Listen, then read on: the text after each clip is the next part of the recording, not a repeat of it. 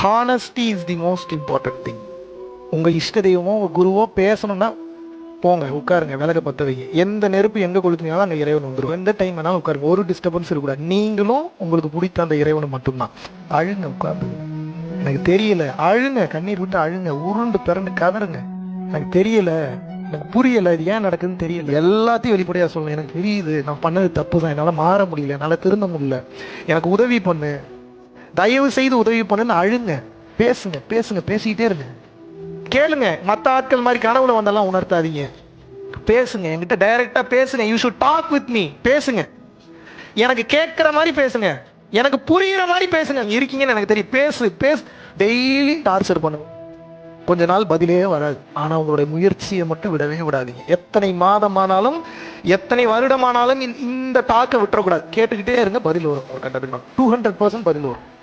லைவா